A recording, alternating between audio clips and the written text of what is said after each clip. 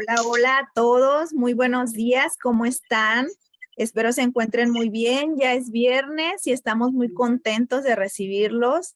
Otro viernes más de webinario en Medical Expo. Mi nombre es Marilyn Ramírez y les doy la bienvenida.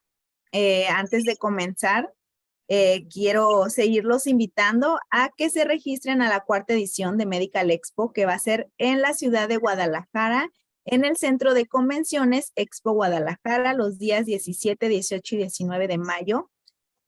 Van a estarles compartiendo en el chat el link para que puedan hacer su registro y no se lo pierdan. Y ahí mismo van a poder hacer su registro a la quinta edición de Medical Expo en la Ciudad de México.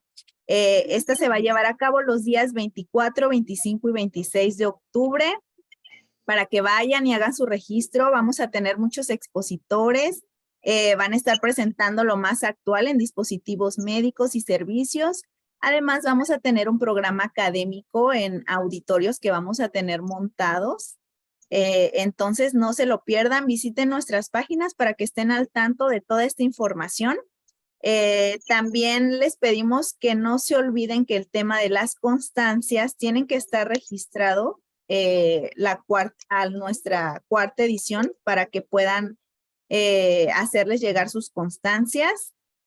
Y pues se les van a estar entregando las actuales por temas de actualización. Ya si hay, si hay constancias ya pasadas, ya de meses pasados, ya no se las vamos a poder entregar, pero vamos a estarles entregando las más actuales.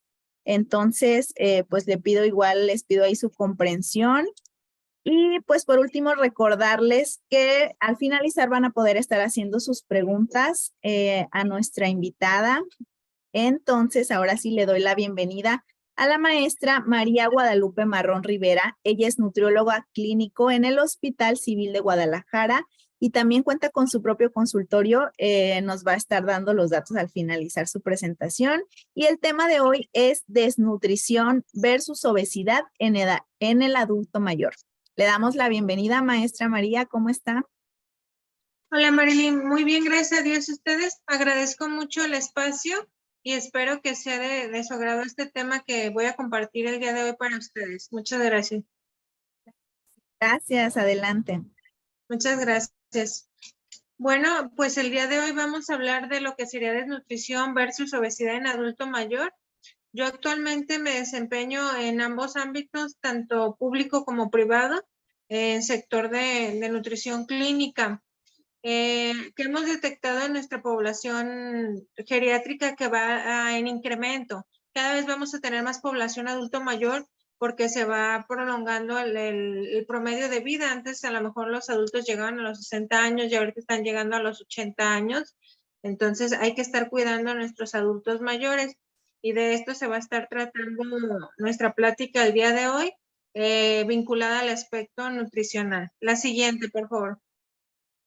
Me gusta iniciar siempre con una frase, esta la escogí especialmente para ustedes. Cualquiera que deje de aprender es viejo, ya tenga 20 años u 80, y cualquiera que siga aprendiendo se mantiene joven. Esta es una frase de Henry Ford, en la cual pues nos invita a estar siempre aprendiendo cosas nuevas.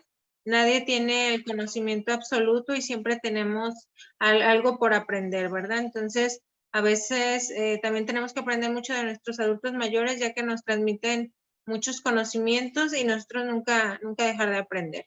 La siguiente, por favor. También recordarles que el 1 de octubre es el Día Mundial del Adulto Mayor. Ellos siempre nos cuidaron, ahora es momento de cuidarlos, ¿verdad? Lamentablemente en los hospitales aquí en Guadalajara hemos detectado pues mucho abandono de nuestros adultos mayores, principalmente pues abuelitos, ¿verdad? Ya, por ejemplo, obviamente disminuyen sus capacidades mecánicas, físicas, y en algunas personas les parece de forma errónea que sería como un estorbo.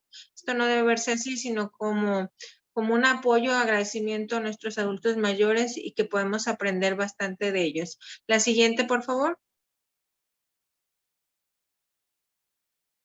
Introducción. Bueno, vamos a estar hablando del estado nutricional en el adulto mayor, ¿Qué parámetros vamos evaluando nosotros, profesionales de la salud de nutrición, para brindar una mejor calidad de vida a nuestros pacientes?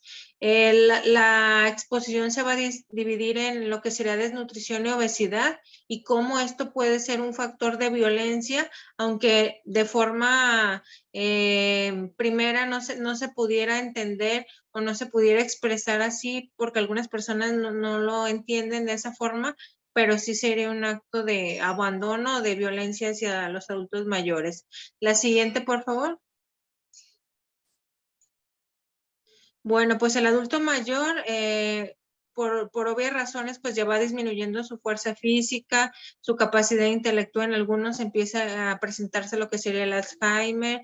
Si, por ejemplo, el paciente está en cama, hay algunos que ya pierden movilidad, pues ya no es la misma persona que hace 40 años, ¿verdad? Entonces hay que estarla apoyando en varios aspectos.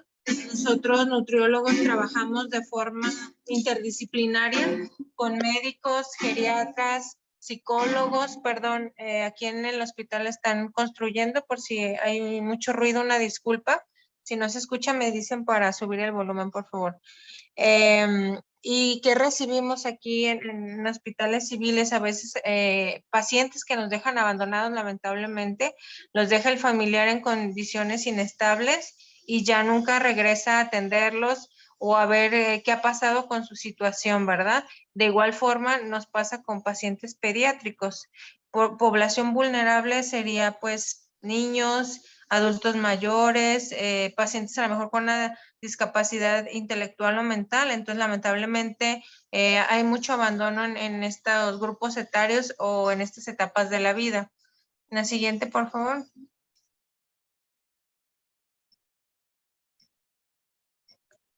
Muy bien, vamos adentrándonos en el tema, sobre todo en le llamamos nosotros grandes síndromes geriátricos. Estos son procesos patológicos que se reconocen en denominados grandes síndromes geriátricos. Uno de ellos es la desnutrición. Este sería uno de nuestros objetos principales de estudios presentados. Un inadecuado estado nutricional puede desencadenar patologías fisiológicas e inmunológicas, haciendo que la entrada de patógenos sea más fácil. La siguiente, por favor. Este término no es nuevo, está desde 1975 y se resume en un total de 10 grupos. El primero sería la fragilidad, caídas, deterioro funcional, inmovilidad, incontinencia urinaria, úlceras por presión, deterioro cognitivo, polifarmacia, síndrome confusional agudo y desnutrición. Entonces, si se fijan, abarca varios aspectos que involucran la salud integral de nuestro paciente. Por eso nosotros, nutriólogos, trabajamos con geriatras, con rehabilitadores físicos, con psicólogos, porque la recuperación del paciente es integral. No solamente podemos tratar un aspecto y hacer caso omiso de lo demás. Tenemos en nutrición algo que se llama psiconutrición. Entonces, si nuestro paciente está deprimido en estas etapas de la vida, ¿qué lo puede deprimir? El duelo de algún familiar, principalmente la pareja, esposo, esposa, algún hijo, algún nieto, pérdida de su casa, cambio de domicilio y demás. Entonces, eso interfiere en que o coma de más o vaya disminuyendo sus porciones o su cantidad de alimentación. También por el mismo abandono, pues ya pierde la frecuencia de consultas al geriatra, al psicólogo, al nutriólogo, y por el mismo abandono, pues va enfermándose todavía más, incluso hasta morir el paciente. La siguiente, por favor. Muy bien, ya nos vamos a adentrar en cómo nosotros nutriólogos evaluamos a nuestros pacientes. Cada grupo etario se evalúa diferente. En este caso, nuestra plática es de adulto mayor, pero en pediatría es diferente la forma de evaluarlos, embarazada, pacientes deportistas, paciente oncológico. Cada uno tiene una metodología específica de evaluación. La siguiente, por favor.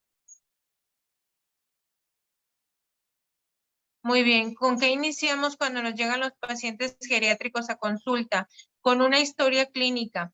En hospitales públicos, lamentablemente, a veces no hay el tiempo que quisiéramos por el número de pacientes que recibimos.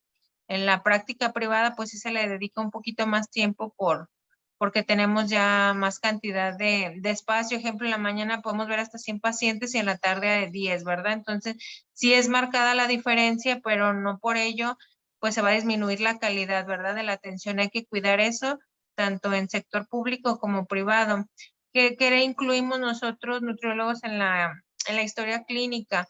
Pues los problemas dentarios, si existe disfagia, si hay disgeusia, si hay interacción fármaco-nutrimento, identificar medicamentos, porque hay interacción de fármaco-nutrimento que causa anorexia, náuseas, inmovilidad, disminución de actividad física, la condición económica es súper importante. En esta etapa hay algunos pacientes pues que ya tienen, a lo mejor están pensionados, jubilados, les apoyan sus hijos, y hay otros que lamentablemente no cuentan con algún apoyo social. Entonces es un aspecto muy importante a considerar la condición económica. También indagar sobre el cambio de la talla de ropa, si ha perdido peso de forma voluntaria o involuntaria, la historia dietética, qué es lo que consume, historia social y psicosocial, y identificar red de apoyo, si cuenta con algún familiar que nos puede estar ayudando o el paciente vive solo. La siguiente, por favor. Exploración física. Ahí también nosotros, nutriólogos, estamos trabajando de forma interdisciplinaria con sus médicos para evaluar cambios físicos, mentales, emocionales, nutricios, tomar en cuenta también si el paciente tiene prótesis dental, si presenta caries, si hay problemas de deglución. En antropometría, ¿qué tomamos? Antropometría es la parte de composición corporal de nuestros pacientes. Tomamos lo que sería su peso, la talla. Si el paciente está en cama y no se puede mover, hay otras técnicas de medición, ejemplo de la rodilla hasta donde termina la pierna, y ya se hacen algunos cálculos. El perímetro abdominal también es un predictor de riesgo cardiovascular o predictor de infartos en hombres.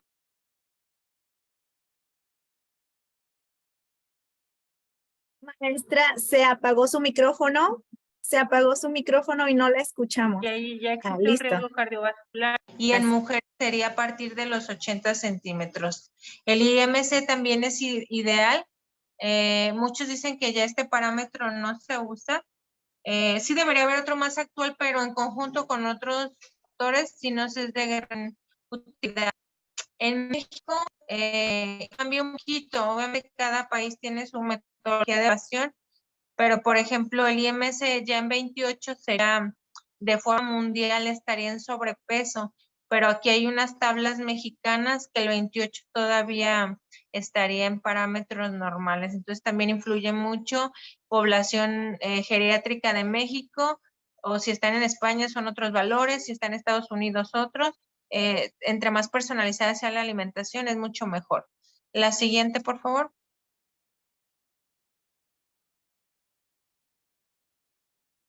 Muy bien, continuando con la valoración de antropométrica, el peso normal del 18.5 al 24.9 es normal, esto de acuerdo a la OMS, pero lo que les comentaba, en las tablas mexicanas para geriatría, todavía hasta 28 se considera normal para evitar algo que se llama sarcopenia, que es disminución de masa muscular en nuestros pacientes.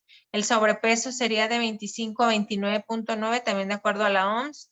Obesidad grado 1 de 30 a 34.9, obesidad grado 2 de 35 a 39.9, obesidad grado 3 mayor a 40. La siguiente, por favor.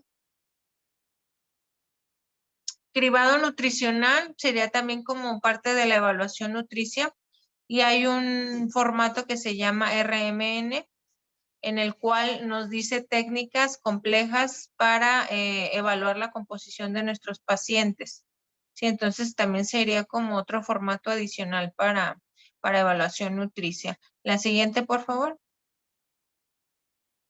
Muy bien. Ya un poquito de valoración nutricional más exhaustiva que nos va a incluir. Pues si en el cribado encontramos algún riesgo, más adelante les voy a enseñar el formato que va por puntos. Vamos a ir viendo también la historia clínico-nutricional, la historia dietética al menos de 3 meses a la fecha, su valoración antropométrica o composición corporal. También solicitamos estudios de laboratorio. ¿sí? Que es lo más común que solicitamos de inicio, una biometría hemática, una química sanguínea, un examen general de orina, perfil lipídico. Ya si detectamos que alguno de los parámetros salen de rango, eso también influye de acuerdo al laboratorio. Se manejan rangos en promedio, ejemplo, la glucosa inferior a 100, pero a veces algunos laboratorios nos dan un rango a lo mejor de 10 unidades por encima como permitidas, pero ahí también se tendría que homologar o estandarizar con cuáles laboratorios se va a estar trabajando de la región, ¿verdad? Aquí, por ejemplo, en Jalisco son unos, a lo mejor en Monterrey son otros, entonces hay parámetros estándar, pero también sí cambia de un laboratorio a otro. Análisis de composición corporal. Las básculas clínicas nos arrojan solamente el peso, pero hay algunas de bioimpedancia, ejemplo, tanitas, que nos desglosan el peso. Ejemplo, si un paciente pesa 70 kilogramos, nos segmenta cuánto de esos 70 kilogramos son de masa muscular, cuánto de masa magra, cuánto de masa ósea, cuánto de agua, cuánto es de grasa visceral y de edad metabólica. Entonces nos da un dato más preciso que no solamente sería el peso, o sea, realmente hay que ver cuánto es de cada segmento y en cuál tenemos que trabajar. La siguiente, por favor. Muy bien. Ya después, si gustan, quienes al final me manden algún correo, algún WhatsApp, les puedo compartir el formato porque aquí se ve un poquito pequeño del MNA, que básicamente hace preguntas, puede ser, no sé, aquí me imagino que la mayoría son profesionales de la salud, lo puede hacer un médico o un nutriólogo de la valoración general del paciente y le va dando un puntaje de acuerdo a los puntos que requiera o que arroje este cribado, nos va a decir si el paciente está en riesgo para seguimiento o si no se puede espaciar, por ejemplo, la consulta, que a lo mejor lo estamos viendo cada 6 meses. La siguiente, por favor. Muy bien. También dentro del control nutricional del adulto, aquí en caso de desnutrición, ¿cómo lo podemos empezar a abordar? Ejemplo, por ejemplo, si el paciente empieza con desnutrición pero no tiene alguna otra comorbilidad o enfermedad asociada, podemos proporcionar carbohidratos el 50% de su alimentación, de proteínas un 20% y de grasas un 30%.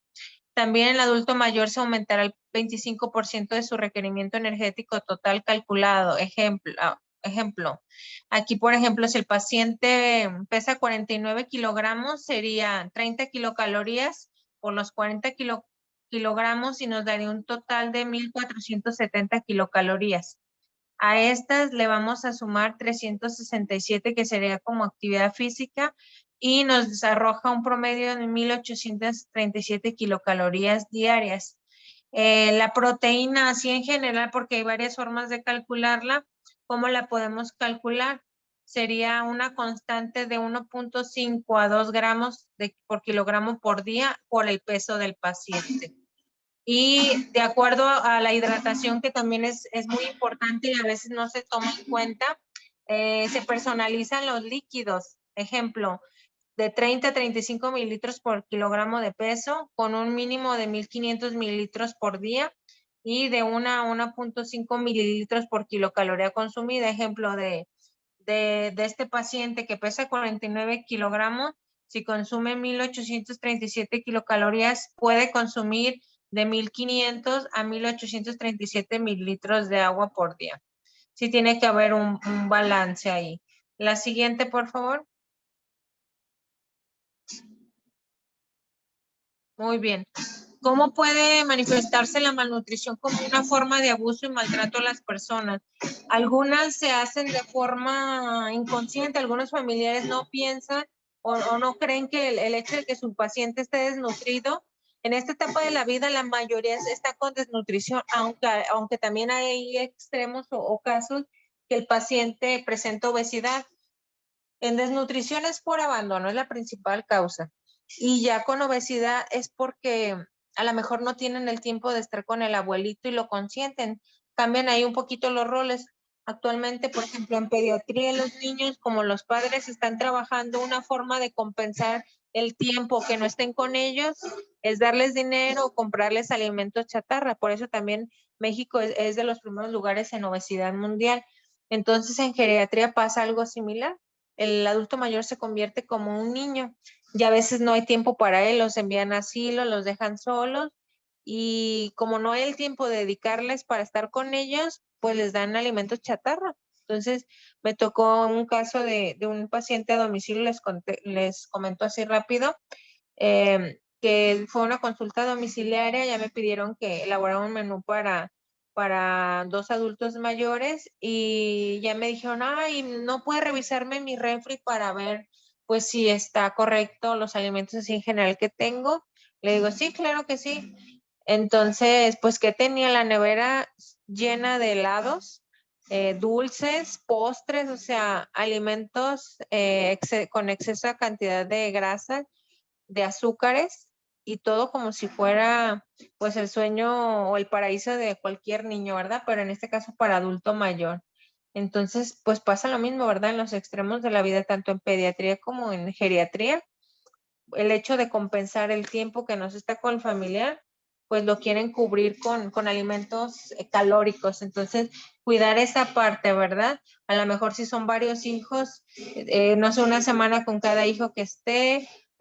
Los asilos no son malos, yo conozco varios que realmente brindan buena calidad de vida y buena atención, tienen clases de música, de piano, de baile, los visita nutrición cada semana o cada 15 días, su rehabilitación física, tienen incluso hasta como cafetería, tiendan, convivencia entre ellos. O sea, realmente no todos los asilos son malos, entonces sería, si no tienen algunos familiares tiempo de cuidar a sus adultos mayores, pues revisar, darse la tarea de llevarlos a algún asilo, pero que cubra con ciertas necesidades sociales para no abandonarlos, ¿verdad? En la siguiente, por favor. Muy bien, entonces, continuando, ¿cómo se ve esto como forma de abuso y maltrato de personas mayores? Pues, qué organismos se encargan? No creo que nada más pasa aquí en México. La OMS ya se dio cuenta de eso y ocurre en varios países a nivel mundial. Entonces, también hay una asociación que está dedicada a la prevención del maltrato en anciano y se llama INPEA. Y la OMS son los encargados a nivel mundial de estar cuidando la salud integral de nuestros adultos mayores. Y el 15 de junio se designa como el Día Mundial de la Toma de Conciencia del Abuso y Maltrato de la Vejez. La siguiente, por favor. Lamentablemente, este tipo de abuso puede provocar una gran conmoción en el salud del anciano, ya que la malnutrición no deja de ser un estado de desequilibrio nutricional, lo que conlleva una serie de complicaciones de vital importancia en una persona. Se puede manifestar de varias maneras y es necesaria la intervención sanitaria para poder tratarlas. La siguiente, por favor. La lucha en contra del maltrato en la vejez constituye una prioridad de la humanidad, así como es una necesidad fundamental de informarse sobre los conceptos que también abarcaremos de prevención y pautas de actuación ante estas situaciones. La siguiente, por favor. Muy bien. Vamos a estar desglosando qué sería el envejecimiento o cómo se va dando a cabo, si influyen o intervienen varios factores, por ejemplo, el desarrollo de ecología humana, el desarrollo de vida del paciente, la influencia genética, no todos envejecemos de igual forma, quisiéramos quedarnos siempre a lo mejor en 15, 20 años, ¿verdad? Pero lamentablemente todos los días envejecemos, entonces hay que estar cuidando a nuestros adultos mayores. También las enfermedades que el paciente tenga, a lo mejor a los 60, 80 años, pues ya obviamente va a tener varias enfermedades, no solo una. Entonces eso también va a estar involucrando o interviene en su salud integral, el entorno en donde está el paciente, salud pública, salud y calidad de vida y recursos sociales y económicos. Obviamente a lo mejor un asilo más público no va a tener los mismos recursos o la misma atención que uno privado. Entonces, realmente sí influye como la salud financiera o la educación financiera del paciente, y a lo mejor que alguno tuvo toda su vida para hacer un guardadito, una caja de ahorros para su vejez, y algunos pacientes pues van al día, ¿verdad? No tienen esos beneficios de gozar con esa salud. La siguiente, por favor.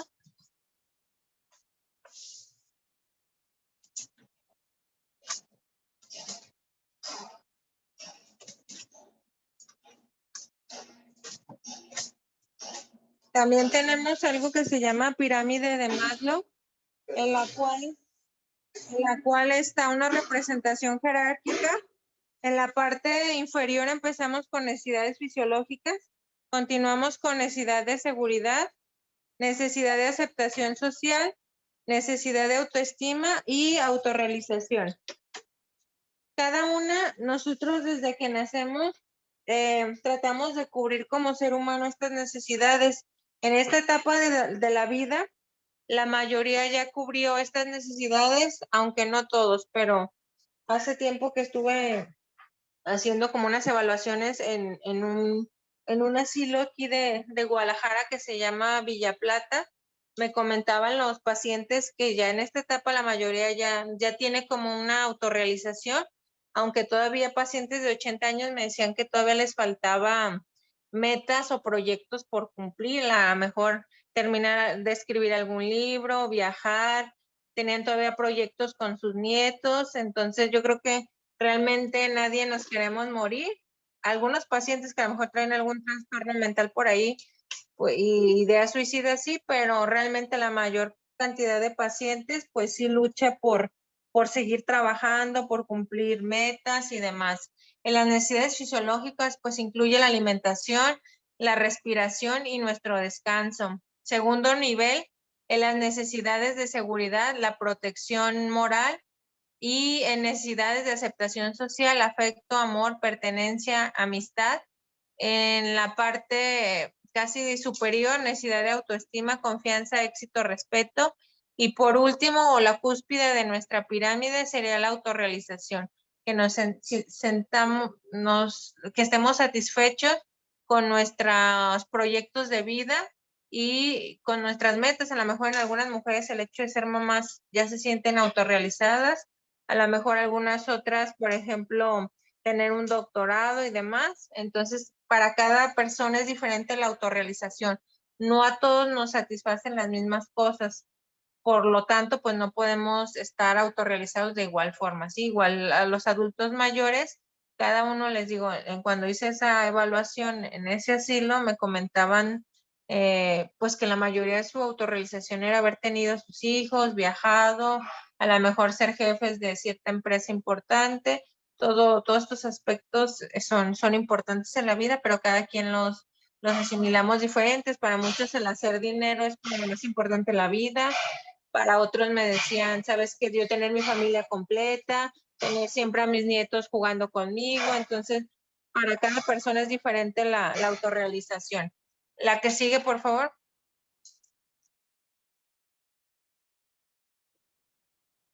Y hay una clasificación del adulto mayor. Aquí lo manejan como anciano, pero yo usaría más bien el término de adulto mayor. El adulto mayor joven sería de 65 a 74 años. El adulto mayor, así tal cual el término, sería de 75 a 84 años. Y ya adulto mayor con una etapa más avanzada sería mayor a 80 años, ¿verdad? Obviamente, entre más avance o el grupo etario esté evolucionando un poquito más, el paciente es más dependiente, es más frágil, presenta más incapacidades y requiere pues ya un apoyo de segundas o terceras personas. La siguiente, por favor. Desnutrición. Pues la desnutrición nos afecta del 1 al 15% en adultos mayores ambulatorios, entre el 25 y el 60% de pacientes que cuentan con servicios de salud, y de un 35 a un 65% en pacientes hospitalizados. Se ha encontrado que la desnutrición está asociada con una estancia prolongada y esta incrementa la morbilidad y mortalidad, además de estar ligada en abatimiento funcional. Yo, por ejemplo, yo tengo 16 años trabajando en el Hospital Civil Antiguo con diferentes grupos etarios, pero he estado varios años trabajando con adulto mayor.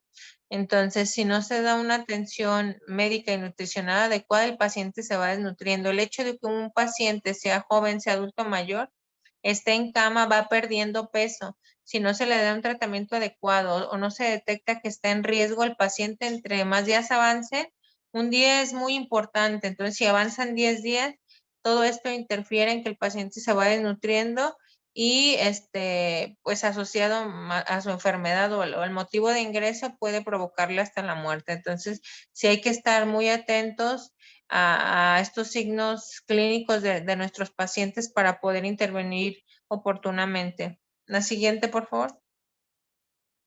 Muchos autores han documentado que la desnutrición está infradiagnosticada, ya que la población diagnostican ese segmento de la población y existen estados de desnutrición de forma subclínica que pueden pasar inadvertidos. La prevalencia de la desnutrición aumenta con la edad y varía según el ámbito de referencia, siendo más baja en los ancianos de comunidad 7.8, aumentando progresivamente en unidades de recuperación funcional 14%, residencias 28.4%, hospitales 40% y alcanzando hasta el 56% en estructuras de larga estancia. La siguiente, por favor. También un estado de nutrición puede acelerar este tipo de envejecimiento, comprometiendo el nivel de salud del adulto mayor, ya sea a través de alteraciones bucales, en la fuerza, en el sueño, incluso en el estado mental y cognitivo. Por eso, pues, estar al pendiente de lo que mencionábamos al principio de los grandes síndromes geriátricos, para que de forma interdisciplinaria varios especialistas podamos actuar y mejorar la calidad de vida de nuestros pacientes. La siguiente, por favor. Ahora vamos como el término contrario, que sería la obesidad, que también pues se ha incrementado en niños, en adultos, en ancianos. Después de pandemia también fue otro factor que intervino. La mayoría de pacientes estuvo sedentarios por el miedo a salir, por la ansiedad, por la disminución de actividad física. Entonces, también este grupo etario de adultos mayores se vio afectado y empezaron a incrementar casos de obesidad. Esto nos afecta pues en la masa muscular, la calidad ósea y otros aspectos. Se vincula también, por ejemplo, con riesgos cardiovasculares, infartos, con diabetes, hipertensión, problemas de colesterol y triglicéridos, cáncer. También hemos visto incremento de cáncer post pandemia por todo este tipo de factores que están en contra. Entonces, pues es hora de empezar a actuar, ¿verdad? Todos los que estamos trabajando en área de salud desde nuestras trincheras o desde nuestro ambiente en el que nos desarrollemos. La siguiente, por favor. Pues de acuerdo a la OMS, nos dice que la obesidad es un exceso de grasa corporal hasta que es nociva para la salud. Lo que les comentaba del IMC, el IMC es un predictor nada más, no podemos dejarle todo el predictor al IMC. Si el IMC nos está arrojando que el paciente está en un IMC de 24, que es normal, y estamos viendo un perímetro abdominal de 150, obviamente este paciente tiene más masa grasa que masa muscular. Entonces ahí no es sano el paciente, aunque nos dé un IMC correcto, hay que valorar otros signos clínicos como el perímetro abdominal, que toda alimentación tiene el paciente, si tiene un perfil lipídico alterado también, aunque tenga el IMC normal, no es un paciente sano, hay que estar actuando. Entre más datos tengamos de nuestro paciente, mejor tratamiento podemos proporcionarle. La siguiente, por favor. Pues aquí cómo sería el control nutricional en el adulto mayor con obesidad. En los adultos mayores el sobrepeso no siempre representa un factor de riesgo, pero en ocasiones puede ser protector de fracturas y osteoporosis. En esa parte, pues sí sería como que nos ayuda, pero no es recomendable, ¿verdad? Pero sí dice que es un protector de fracturas y osteoporosis en esta edad. pero no por ello se recomienda. Es muy importante descartar la presencia de sarcopenia. ¿Por qué? Pueden ver a algún paciente con obesidad y dicen, pues tiene masa muscular y no, o sea, lo que tiene en exceso es grasa, masa grasa, pero músculo no. Entonces puede haber un término que se llama obesidad sarcopénica, ¿sí? Que tiene bastante grasa y el músculo está en decadencia. También los adultos mayores obesos con comorbilidades deberán seguir lineamientos específicos si tienen diabetes, hipertensión, cáncer. Una modificación en la dieta del adulto mayor con el propósito de reducir su peso puede basarse en la reeducación y modificación de hábitos alimenticios de por vida. O sea, a veces nos preguntan en la práctica o en consulta clínica, ¿por cuánto tiempo voy a seguir este plan nutricional? Le digo, véalo como un estilo de vida. Dieta es todo lo que comemos, sea nutritivo o no. O sea, el término dieta a veces está erróneamente usado. Dieta realmente es todo lo que comamos, pero ya un plan nutricional y un estilo de vida diferente es lo que tenemos que promover en nuestra población, que sea permanente, no nada más un mes porque me voy a ir a una fiesta y quiero que me quede el vestido o porque me va a ver el cardiólogo y quiero que me vea que voy bien y ya después me descuido. No, realmente tenemos que hacer cambios permanentes, no solamente temporáneos. La que sigue, por favor.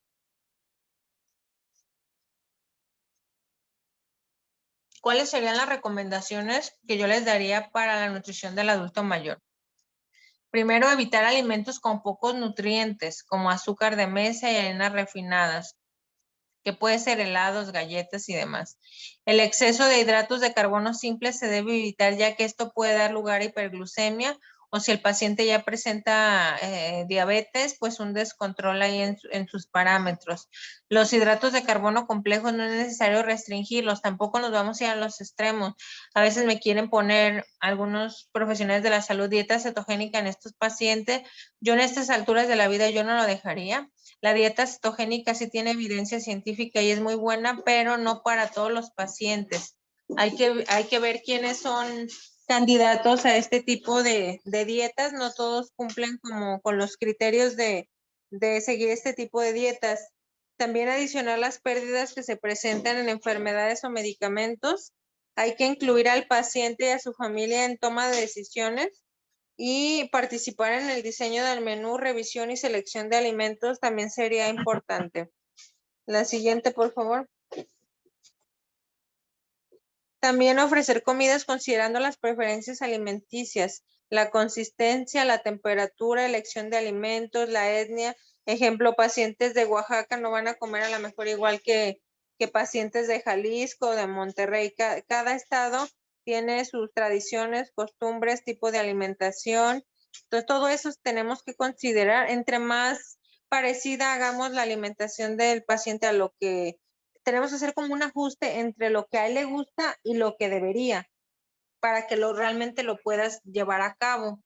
Ejemplo, a veces tengo pacientes de aquí de México que se van a Estados Unidos por cuestiones laborales y me dicen, un ejemplo, el germinado de alfalfa. Aquí en México un promedio sale como 40 pesos la cajita y me dice que allá en Houston está elevado. Me dijo, realmente cámbiame a otra verdura porque no puedo solventar este gasto, ¿no?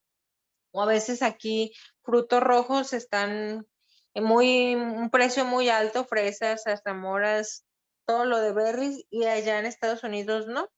Entonces, todo eso se tiene que adecuar, la economía, la temporada. Si yo, por ejemplo, le pongo mandarina en mayo, me va a decir, sabes que yo no encuentro esa fruta, cámbiamelo por mango o por naranja. Entonces, todo eso son factores que tenemos que estar considerando.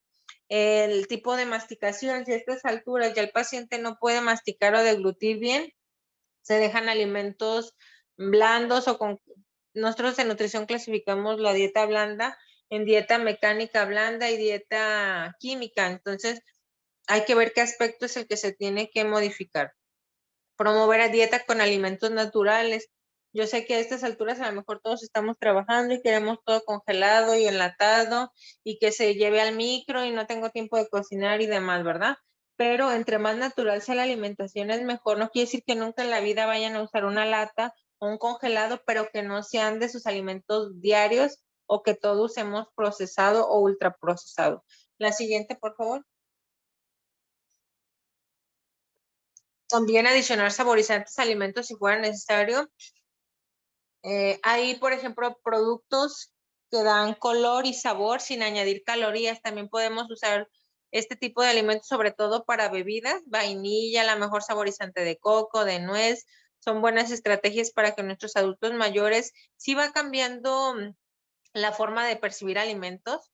O sea, sus papilas gustativas no son las mismas a los 80 años que a los 20. Entonces ya no percibe lo mismo. Si el paciente tuvo cáncer, es un paciente geriátrico oncológico menos, o sea, influye hasta el tipo de cubiertos.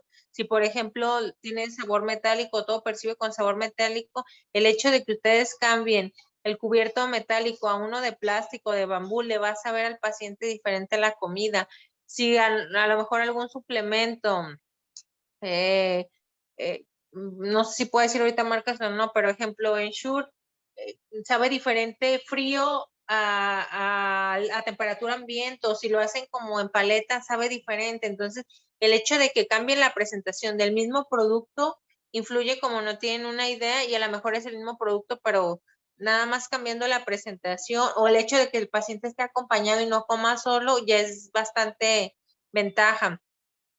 También lo que nos ayuda es estar cuidando salud bucal, evitar que haya alguna afta o alguna bacteria por ahí. También eso influye. Si el paciente no tiene buena salud bucal, obviamente va a percibir diferente los alimentos. La siguiente, por favor. También en esta etapa de la vida empieza la pérdida de apetito. Nosotros, profesionales de la salud, tenemos algunos estimulantes de apetito. Hay un jarabe que se llama Viternum que podemos estar usando en nuestros pacientes. Nada más en pacientes con diabetes yo no lo sugiero porque si tiene su base de jarabe y de azúcares que pueden elevarnos la glucosa de nuestros pacientes. Esa no lo recomiendo, pero si el paciente no tiene problemas con la glucosa, el Viternum puede ser de gran utilidad para estimular el apetito, el complejo B, ácido fólico, promover el ejercicio. A veces hay mitos en esta parte de este grupo etario de que, ay, es un adulto mayor, déjalo en la sillita viendo la tele en el último rincón de tu casa, que no le dé la luz, todo lo contrario. Tiene que estar expuesto a luz solar, obviamente con protector solar que lo haya prescrito el dermatólogo, porque también el protector solar se personaliza, no nada más es igual para todos. El ejercicio igual se personaliza. ¿Quiénes son los especialistas en deporte, rehabilitadores físicos y médicos expertos en rehabilitación física? Igual hay técnicas específicas para dar terapias, porque hay pacientes que sí se pueden fracturar si hacemos algún ejercicio brusco. Entonces, consultar a estos especialistas en rehabilitación física y ya nos van a decir qué técnicas se necesitan con cada quien, pero todos necesitamos movernos, ¿eh? Hasta pacientes que tenemos nosotros en hospitales civiles en terapia intensiva, con fracturas, se les da un tiempo en reposo, pero en cuanto el traumatólogo nos dé luz verde, se empieza con la rehabilitación física. Entonces, hay que estar trabajando de forma interdisciplinaria, pero el ejercicio es importante en la recuperación del peso del paciente, tanto que tenga desnutrición como que esté en obesidad. La siguiente, por favor. Ya por último, tenemos las conclusiones. ¿Qué puedo concluir de mi exposición para ustedes? Que el maltrato y la malnutrición son altamente prevalentes en los ancianos, no solamente aquí en México, sino a nivel mundial. La detección del riesgo permitiría la intervención temprana. Entre más temprano actuemos con ellos, vamos a evitar tanto la desnutrición como la obesidad de nuestros pacientes. También esto va a disminuir o evitar las comorbilidades como la diabetes, hipertensión y cáncer. Sin embargo, solamente la desnutrición está reconocida en la última edición de la Clasificación Internacional de Enfermedades CIE-10, de entidades E40 a la E46, y podemos mejorar la calidad de vida de nuestros adultos mayores brindándoles un cuidado y atención integral. Todo interfiere en la parte psicológica, nutricional, psicomotora, deportiva, rehabilitación física, para cuidarlos y apoyarlos en su caminar diario. Mostrarles que no están solos y que pueden realizar varias actividades todavía. Por mi parte es todo, les agradezco su asistencia y permanencia y quedo abierta a preguntas. Gracias. Muchas gracias, maestra María, por toda esta información, por su presentación, por tomarse el tiempo, porque sabemos que está ahorita en el hospital, pero se tomó este tiempo para darnos esta información tan importante. No, También yo muchas encantada. gracias. Gracias a quienes están conectados por sus comentarios, sus felicitaciones para nuestra ponente del día de hoy. Voy a leer algunos saluditos que nos dejan. Nos saludan desde Paraguay, Noemí Elizabeth. Eh, Nos saludan desde Acapulco también, María Mendoza, Luz Fuentes desde Tehuacán, Puebla. Muchas gracias por dejarnos sus saluditos, por comentarnos de dónde nos están viendo. Y recuerden que en el chat les vamos a estar dejando los datos de la maestra María Guadalupe Marrón para que puedan contactarla igual.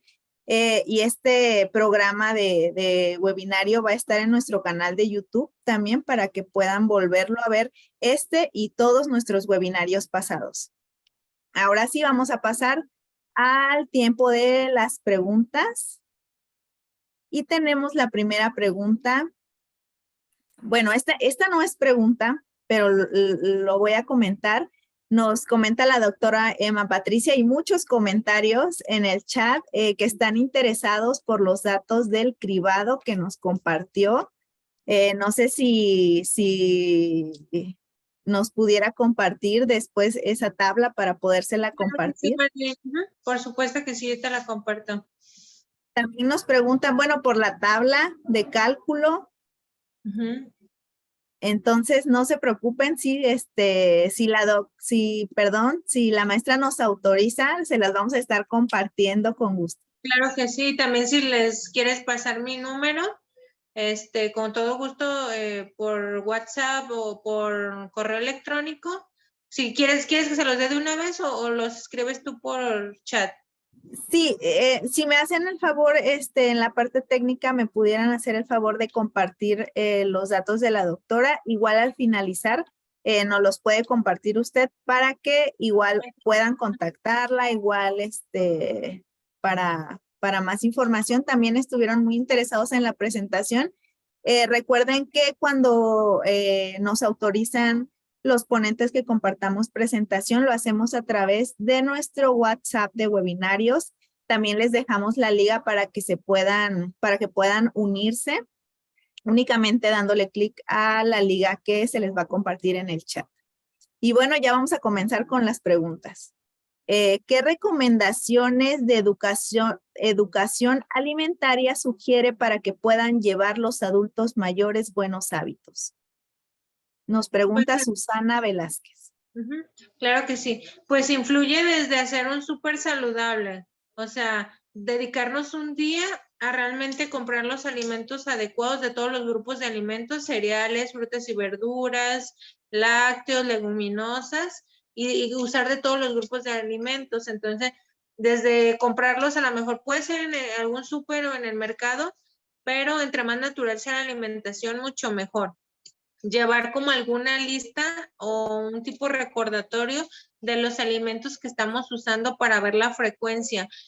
Por ejemplo, si utilizan carnes, que no dieras el pollo. Ejemplo, cada alimento tiene sus nutrientes específicos y entre más variada la alimentación sea mejor.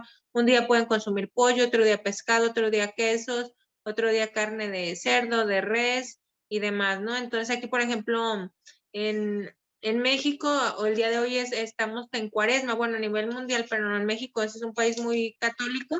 Entonces, por ejemplo, la mayoría de población hoy no comen carne de cerdo ni de res, más bien pescado. Entonces también influye como la cultura, qué tradiciones se tengan y la temporada, ¿verdad? Entonces, son varios factores que podemos tomar en cuenta, pero desde el hecho de hacer un súper saludable o unas compras saludables, desde ahí empieza la buena nutrición.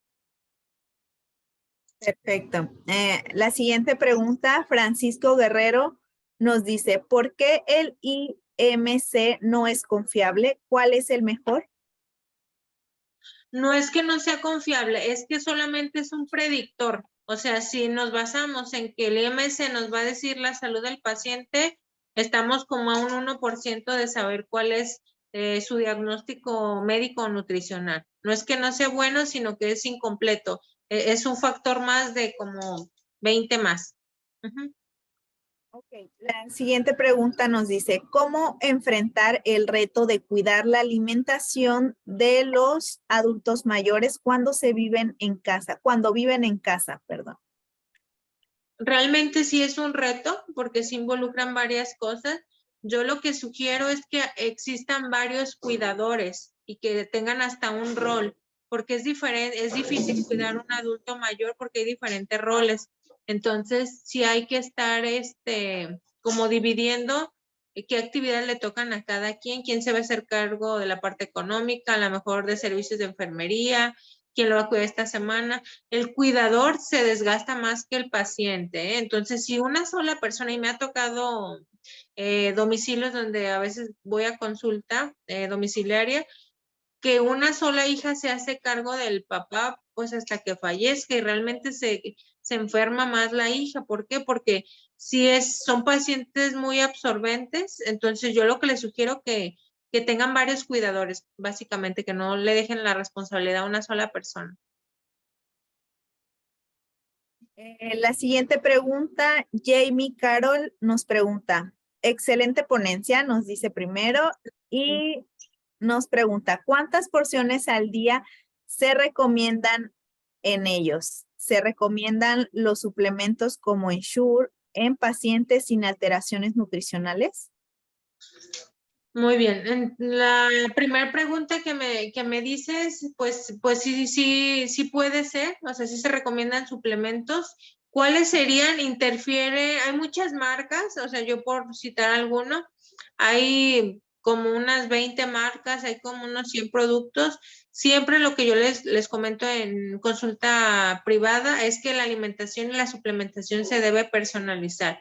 Lo que les comentaba, todos los puntos se deben de analizar para ver cuál suplemento es mejor para el paciente. Si el paciente es sano, a lo mejor con su alimentación cubre los requerimientos, no del todo, pero sí, yo sí estoy a favor de la suplementación porque la alimentación ha cambiado.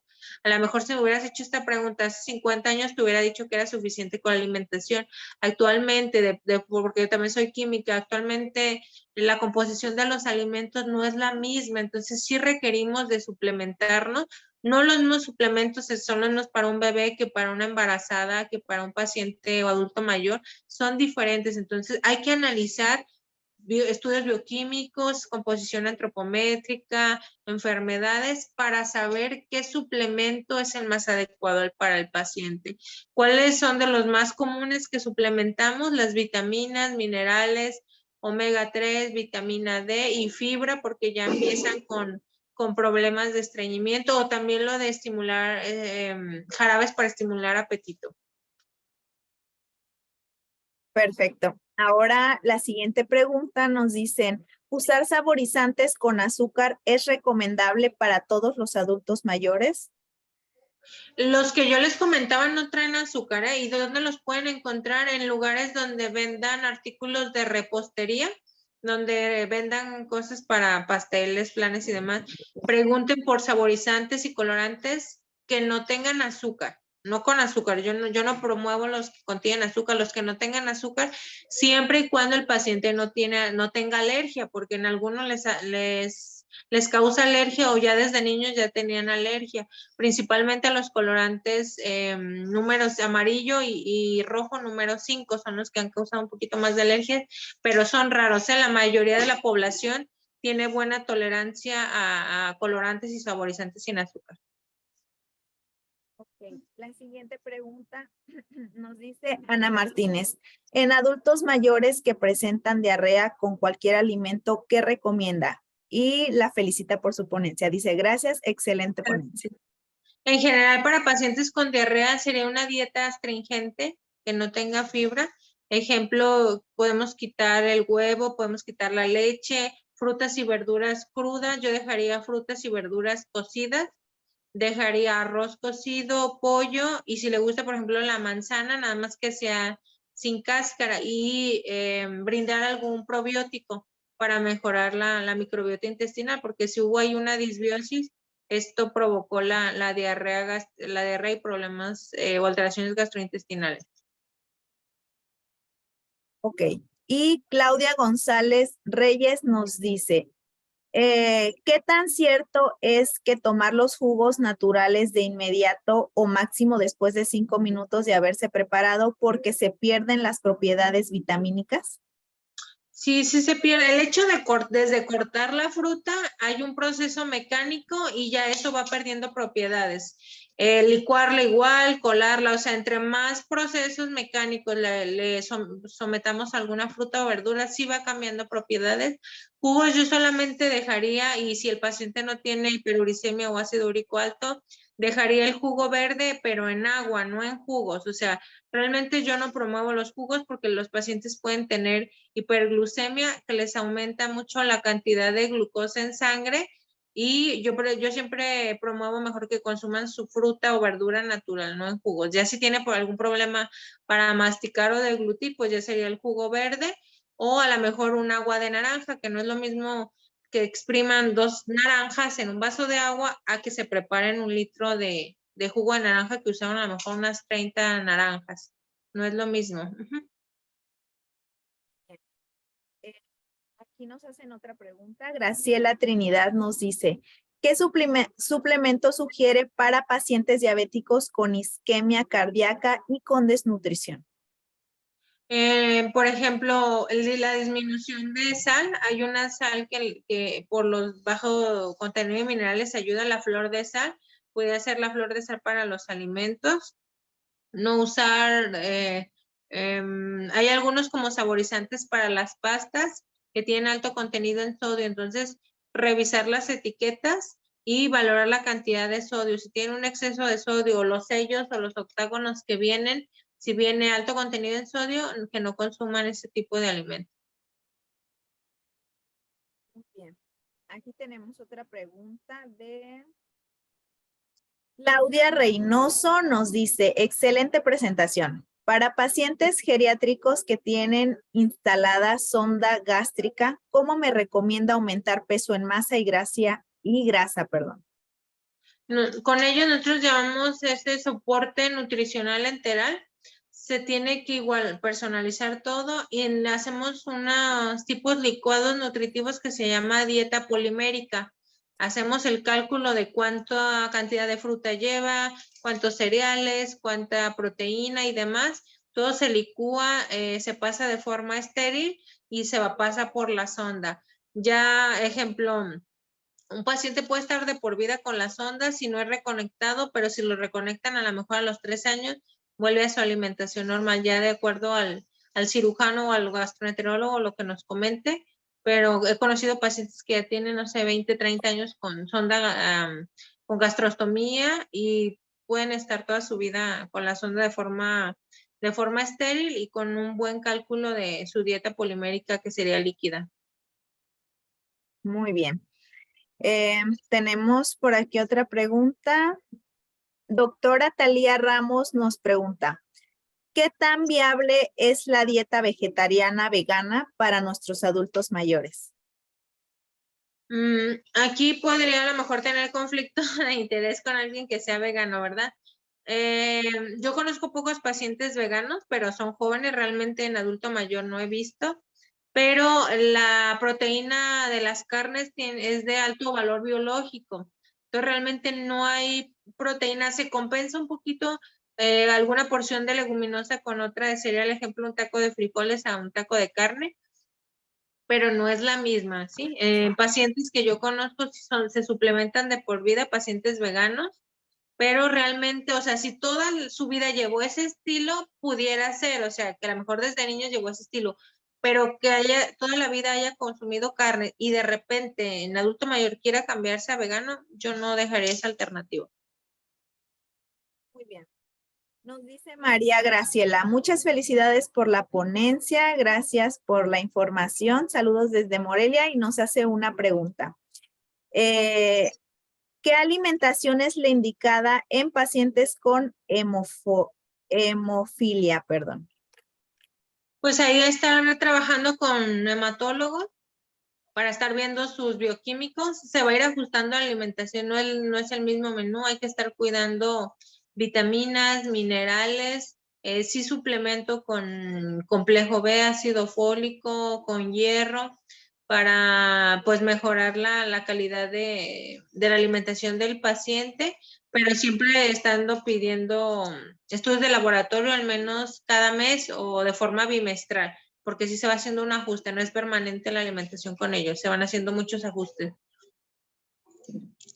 Pues hasta aquí vamos a dejar las preguntas y pues le agradecemos nuevamente que nos esté Gracias. acompañando maestra Lupita y pues gracias por tomarse el tiempo.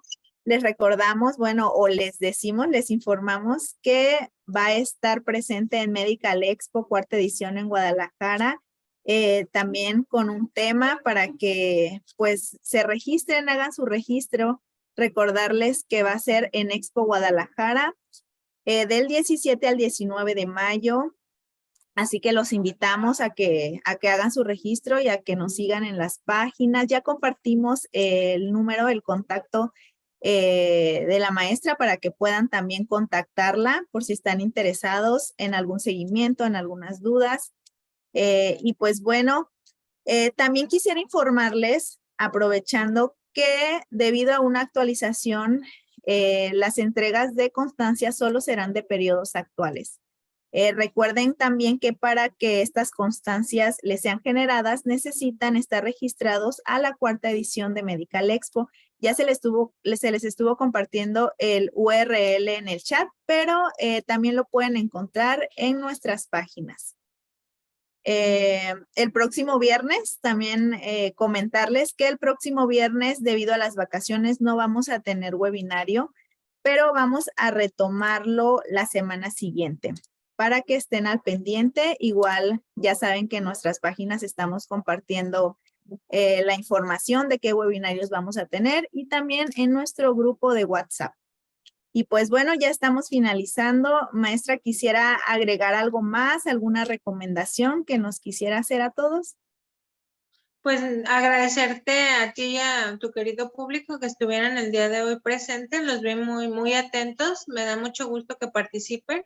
Cuando no hay dudas me preocupa, digo, ¿entendieron todo o no me di a entender, verdad? Pero los vi muy activos y muy participativos. Eso me enorgullece mucho y es muy grato para mí saber que es un tema de interés para la mayoría o para todos. Y pues gracias por compartir mis datos de contacto. Quedo a la orden para próximas dudas o preguntas. Muchas gracias y nos vemos de forma presencial en unos mesecitos más, ¿verdad? Ya en mayo, primero Dios, ahí estaremos en la expo. Muchas gracias. Sí, muchas gracias. Nos siguen llegando las preguntas, pero pues por cuestión de tiempo ya no podemos. Así que le dejamos el contacto de la maestra. Igual este y otros webinarios los van a encontrar en nuestro canal de YouTube. Y pues bueno, sin más que agregar, me despido. Muchas gracias a todos por conectarse. Que tengan un excelente fin de semana y nos seguimos viendo, recuerden, este viernes que viene no, pero el próximo, para traerles más temas interesantes. Así que bueno, cuídense mucho, pásensela bien. Hasta luego.